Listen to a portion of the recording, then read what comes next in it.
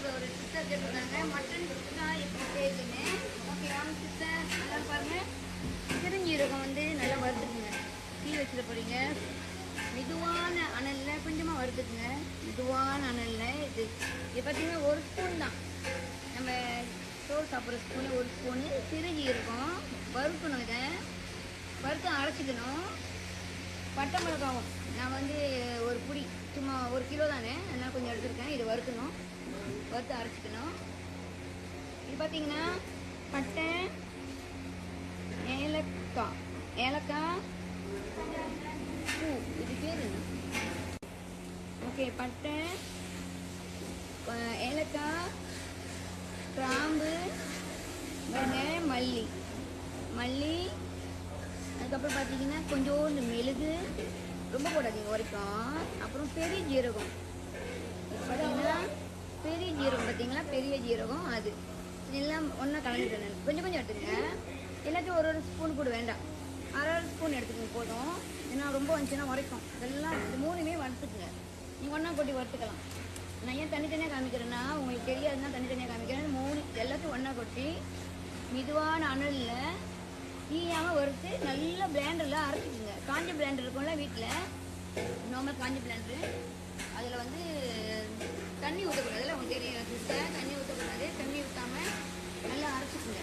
நல்லா அரைச்சிங்கன்னா நல்லா மாவை அரைச்சிக்குங்க. மாவை அரைச்சிட்டு அதுக்கப்புறம் உங்களுக்கு சொல்கிறேன் என்ன எப்படி போடணுன்னு. பார்த்தீங்கன்னா நல்ல எண்ணெய். நாங்கள் பார்த்தீங்கன்னா மட்டன் சுக்கா செய்ய போகிறோம். மட்டன் சுக்கா நல்லெண்ணெய் ஊற்றிருக்கேன் நான். இது வந்து டிக்டாக்ல கேட்டிருந்தாங்க இது எப்படி செய்யணும்னு, அதனால இது செய்கிறேன். ஊற்றிட்டு அதை என்ன செய்யுங்க, வெங்காயத்தை பொடிசாக வெட்டிக்குங்க. நான் கூட போடுறேன், 1 கிலோக்கு இவ்வளோ வேண்டாம். நான் நிறைய போடுறேன். இது நான் வீட்டுக்கு செய்கிறேன், நான் நிறைய போடுறேன் பாருங்கள். பொடிசாக வெட்டிக்குங்க. வெங்காயத்தை நல்லா பொடிசாக வெட்டிடுங்க. எண்ணெய் குறை ஊற்றிக்குங்க. ஏன்னா ஆட்டு அரிசியில் ஆல்ரெடி எண்ணெய் இருக்கும். எண்ணெய் குறை ஊற்றிக்குங்க.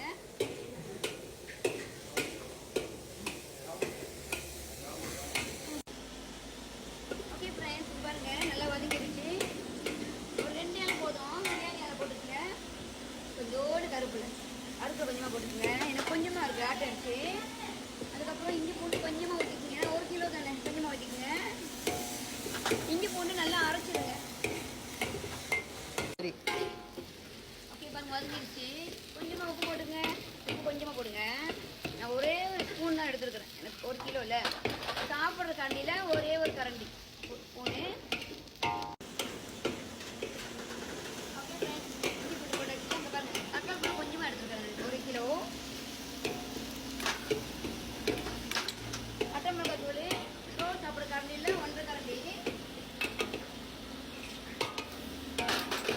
மஞ்சள் தூள் ஒரு 1/2 ஸ்பூன் தான், சாப்பிட்ற கரண்டியில் ஒரு 1/2 ஸ்பூனு. அடுப்பு கொஞ்சம் குறைச்சி போய் ஆடு போடல லேசாக குறைங்க. ஓகே, நல்லா வதக்கிங்க. பார்த்துக்குங்க, நல்லா வதக்குங்க.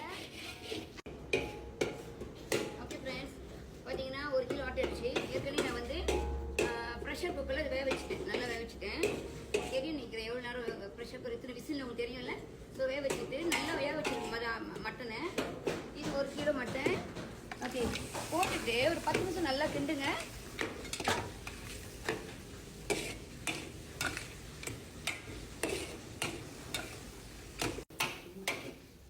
ஓகே ஃப்ரெண்ட்ஸ், இப்போ நான் கரம் மசாலா போடுறேன். கொஞ்சமாக கரம் மசாலா இது கொஞ்சமாக போடுங்க, 1 ஸ்பூன் போதும்.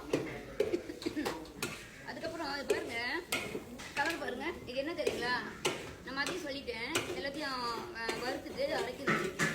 மறுபடியும் சொல்கிறேன் பாருங்க. பட்டை மிளகா கொஞ்சமாக, பெருஞ்சீரகம், பட்டை, பூ, ஏலக்காய் ஒன்று கொஞ்சம். அதுக்கப்புறம் மெழுகு, மல்லி, இதெல்லாம் நீங்கள் நல்லா அரைச்சிக்கணும். அப்புறம் இந்த கலர் வறுத்துருங்க. கொஞ்சமாக வருங்க, ஈய வைக்கக்கூடாது.